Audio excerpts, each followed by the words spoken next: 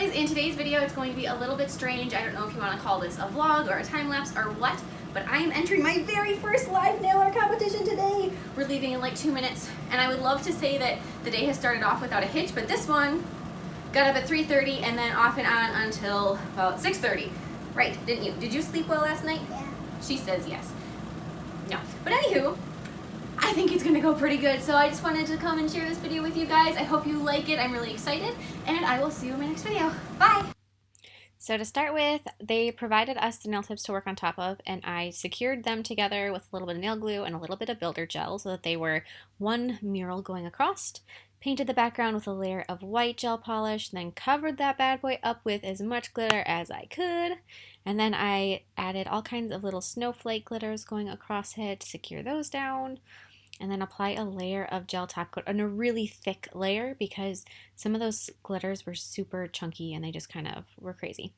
Then I piled up the black acrylic on a nail form backing, on 3 of them, actually did 3 of these, and start pushing them into the rough shape of a penguin. And it was 8 beads. Each one of these started out as 8 beads of acrylic, so that's a big chunk of acrylic to begin with. After you have all 3 of the bases done, I flipped them over and I added more acrylic to the other side and just kept building them up. This video is really super duper fast. I didn't want it to be like an actual tutorial, like a step-by-step, really in-depth sort of thing.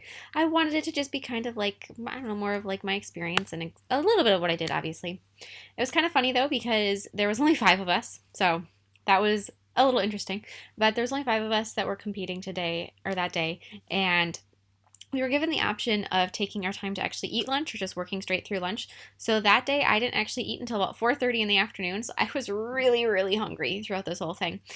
And so then after I had all my penguins kind of base shaped out, I took my e-file and I'm going to start filing them into shape.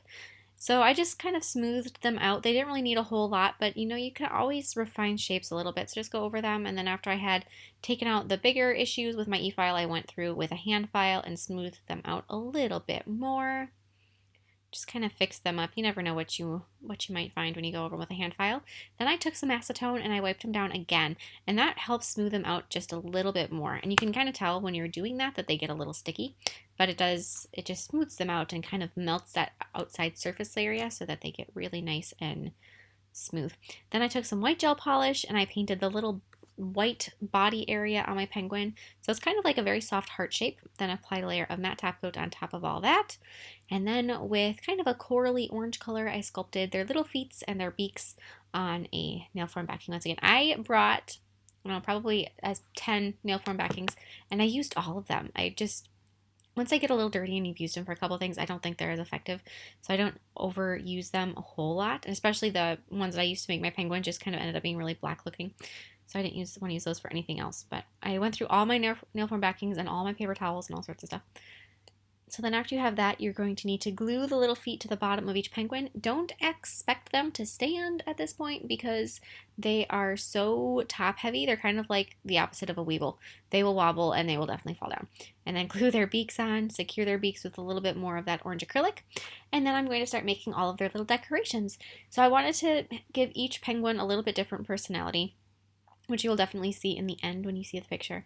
So I made some little reindeer antlers for one, and then for this one I'm going to be making some earmuffs. So I sculpted that first base part of the muff on the nail form backing, and then I held the penguin's head up to the nail form backing as I was holding it. So I hope you guys saw that because that was kind of a cool spur of the moment idea that I had while I was working there. I'm going to add a second layer of acrylic to the back of my antlers and then glue them down on top of my rain penguin's head. Yeah, that's the word for it, rain penguin.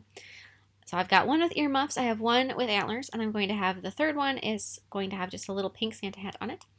And then I'm going to add a little blue scarf around my rain penguin. They all needed some kind of a warm weather gear, so one had hat, one had the earmuffs, and this one has a scarf. Add a little bit more pink to my little Santa penguin. Some white for the fur trim around that. As I laid down the white acrylic after it was set up a second, I took my toothpick or a little dotting tool and kind of swirl that acrylic around. Then I'm going to take with some blue acrylic, I'm going to be making a book. So my little penguins are caroling, which I thought was just such a cute idea. I absolutely love that. But I'm going to start, that's the spine of the book and then the front and back cover. Then glue those together. I also made a little star for another one to hold on that other nail form backing. So just sculpt those like that. And then I'm going to take some teal acrylic and I'm going to make a little present. So they each have their own little warm weather gear and they each have their own item that they're holding. So one has the caroling book, one has the star, and then the other one has a present that actually I just put down by his feet because I decided I wanted his little flippers to go out to the sides like he was getting really into the song. So I made a little bow for on top of my present, put a rhinestone in the center of that, and then start making your flippers. So I glued the book to the penguin that's going to be holding it, and then make a flipper, and then as it begins to set up, place that onto the penguin. Then I'm going to do the next one that has the star. Same process, add your little flippers and then pick them up, and you can very easily manipulate them because they're just the right consistency where you can set them down so they kind of grab onto their object and then you can smooth it back into the body.